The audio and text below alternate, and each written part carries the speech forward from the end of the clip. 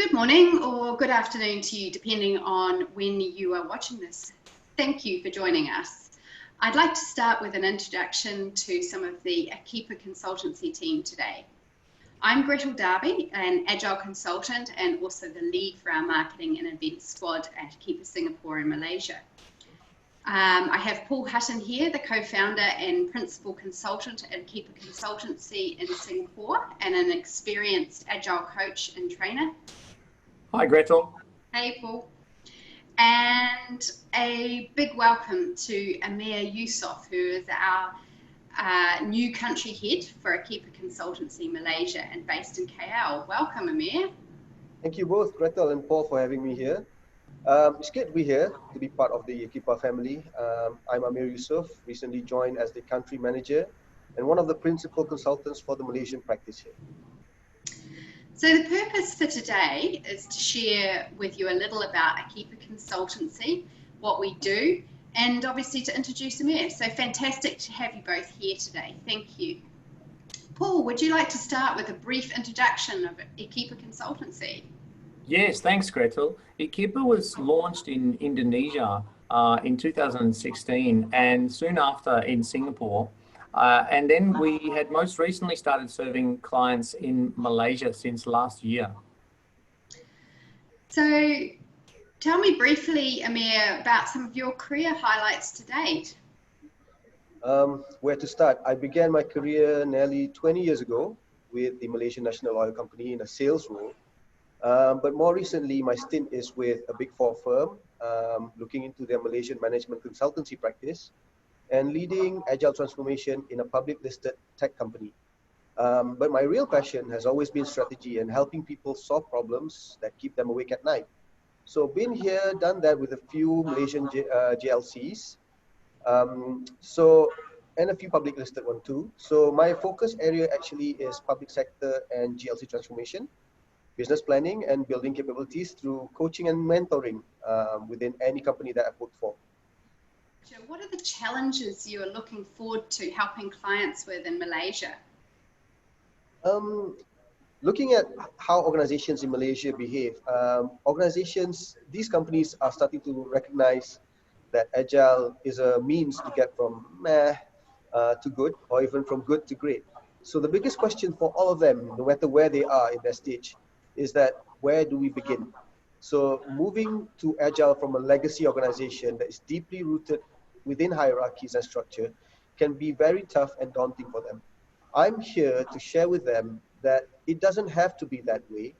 All you need to do is be open to possibilities and have the tenacity and willpower to make it happen. So just like going to the gym for the first time and keep going once you get started, you'll see me a lot use the gym analogy quite frequently about building business agility. So you can get there by yourself, or it would be easier if you have your own personal trainer and try to accelerate your results and keep you motivated as you start to reach those pain barriers. Absolutely agree, Amir. It's that personal trainer and coach to keep course correcting some of those things as well. So why do you think agile ways of working, business agility, lean, business practices are becoming more important in Malaysia now? Well, Gretel, Malaysia as a business ecosystem is quite a different beast altogether. So 90% of registered Malaysian businesses are SMEs, but yet they only contribute about 30% to the economy. In contrast, a country like Japan has SMEs contributing up to 70% of the economy, and these SMEs are quite agile in how they operate. In the new era of digitalization, the age of disruption, and in a world of uncertainty, everyone needs to be able to proactively be prepared to respond, pivot, or shift when needed, and serve their customers better than the next guy. So agility enables this. So Agile enables organizations to be adaptive, and that's what they want to do during these turbulent times. So my personal aspiration is to make sure that agility is accessible to as many organizations in Malaysia as possible. So I'm looking forward to having a lot of conversation with them.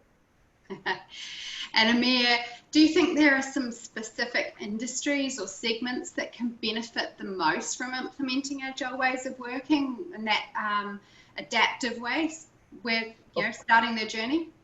Of course, I think at the top of my head, I feel the essential services such as banking sector, telecommunications, and consumer goods, they stand to benefit the most from being adaptable due to the nature of how they play or the roles that they play in the new norm. Yeah.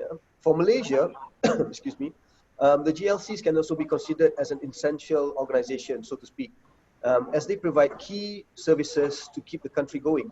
So Malaysia stands to benefit the most if they all remain competitive and adopt Agile in its most honest form and as fast as possible. Thank you, Amir. I think you're absolutely right about, from my reading and understanding of the Malaysian market. I think that's a really good place to start. So Paul, you've been working in or with Agile organisations in the Asia Pacific region for close to 10 years now. Based on what Amir has been sharing and your experiences, how do you see Agile ways of working evolving in Malaysia? Thanks, Gretel. I'm very enthusiastic about the possibilities for Agile transformation in Malaysia and for Malaysian organisations. And having lived in Southeast Asia for myself for around 25 years, and in the past having done a lot of work for Malaysian clients during that period of time, I can see so much potential for companies who are open to adopting Agile ways of working and becoming more adaptive. In fact, if you look at Malaysia and the Agile success stories that have already come out of Malaysia, the one that comes to mind, I guess, which is most well known, is Grab.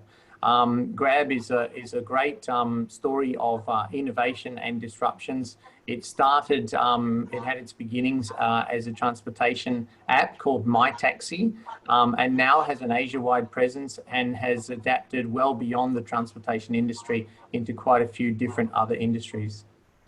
Yeah, it's been certainly a pretty successful organisation and really changing the way that calling a taxi happens and all the other things you can now get those Grab taxis to do, which is pretty great. So Amir, going back to those specific industries of banking and telcos and the GLCs, what will these organisations stand to lose if Agile ways of working or organisational mindset is not adopted? Thank you for that question, Gretel.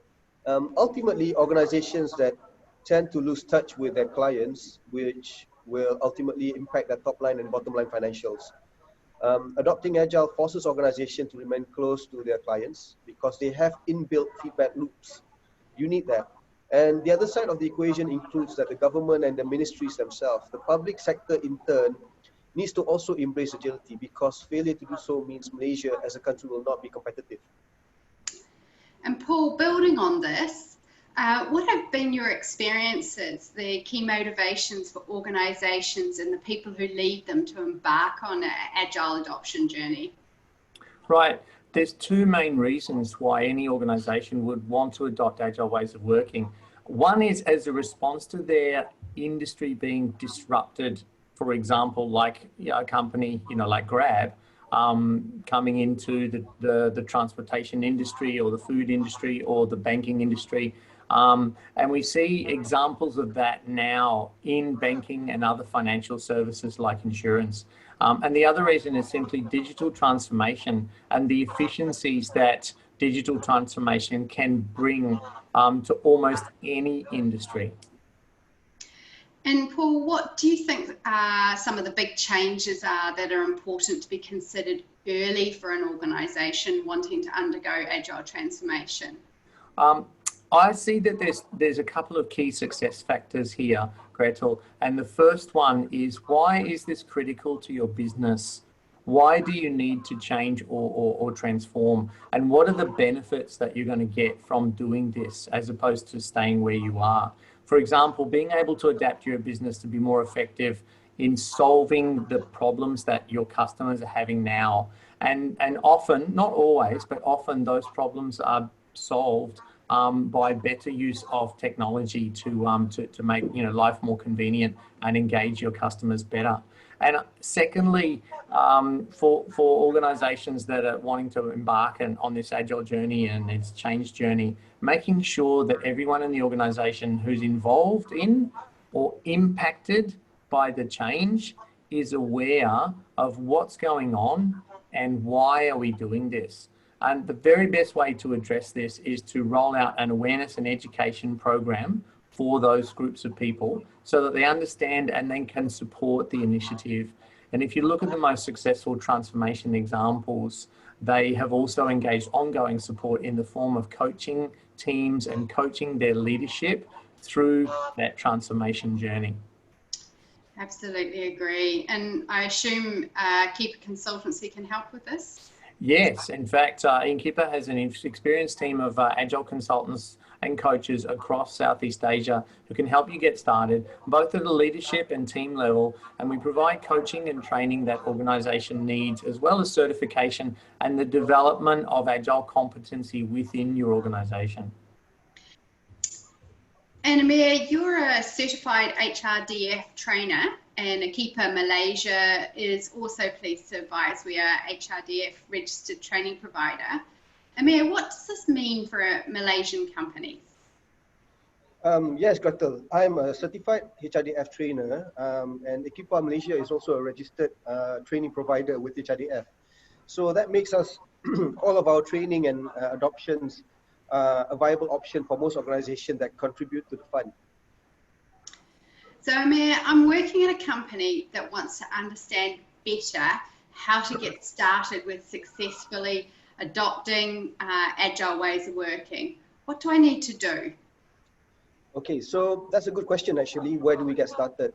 So there's a few basic things that we can do. So we need to take a look at mindset, capabilities, and some form of planning just to get us there. So when I talk about mindset, we talk about a few core principles.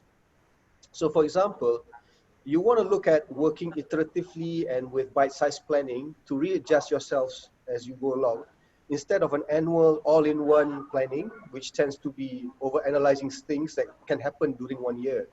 So you'd also want to look into working in a cross-functional team that's composed of many members from diverse backgrounds, instead of having silos and hierarchies that inhibit speed or limit the perspective of the team. You also want to create towards building a high trust self-organizing team. Yeah. So instead of a command and control environment that has low trust, because these low trust environments really inhibit ownership. And in Malaysia, you will hear this, or you even see this in a letter signing off, saya yang menurut perintah. That means me as the executioner or following of orders. So you want to move away from that. So you also want to make sure that you think about your customer, be more customer-centric and value-driven. So internally, you want to be away from being focused too much on profit and being that as a primary motivator. Last but not least, you want to look into measuring and rewarding outcomes rather than outputs, because it's where the value is. So in terms of steps that you can do or you can take to get started, we should start by taking stock of where we are in terms of our capability and our knowledge. So to do that, you can look into conducting your Agile maturity assessment. So once you have a gauging of where you stand in terms of capability and knowledge, you'll want to have a roadmap session where you can look into the destination from where you are towards agility. And lastly, once you know where you want to go, you want to look into developing actionable plans to get there. May seem a bit daunting and a bit complicated at this point, but if you feel that's too much, we are happy to just meet up and have a casual cup of coffee so that I can simplify and introduce you to my pal here called Agile and discuss more about what is the core mindset principles that needs to take place.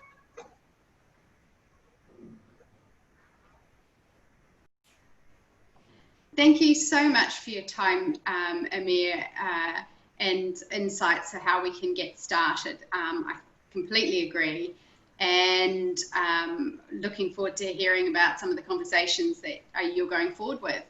So look, is there any last tips that you might like to add here? If I ever give one advice and one advice only, I would say to embrace Agile principle number 10. So the principle number 10 states that simplicity, the art of maximizing the amount of work not done, is essential. So simplify your life, simplify your work, cut out the fat, focus on what matters. That's my advice. Yeah, being disciplined to do that as well, I think, is a big part of it. And it's something that I think all of us, disciplined to go to the gym, eh? So just before we finish, can you share a couple of fun facts about yourself? What's your favorite dessert, Amir? So, a good question. Dessert. Being a Malaysian, it has to be durian. Musangking is the only option. And you can't call yourself a Malaysian if you don't like durian. So, other than durian, honey jackfruit is a close second. And the saying that you say most frequently, your mantra, and why? I'd love to say that my go-to mantra or doctrine that I always go to is actually do or do not. There is no try. So I have to quote the great Yoda for that one. And finally, your favorite movie, Amir?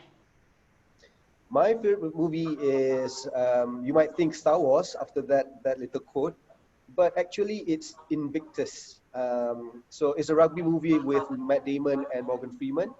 It inspires. I also coach under 8 years old for junior rugby. So that's always the go-to movie just before a match or a tournament to inspire everyone. Rev everybody up before that big game. So, well, thank you so much for your time, both Amir and Paul. And if anybody has any questions or further insights, please feel free to contact Amir, Paul, or myself at info@ekeepa.co, or you're welcome to go to our website, which is ekeepa.my, so ekipa.my. Thank you all for your time today, and we hope you've enjoyed it.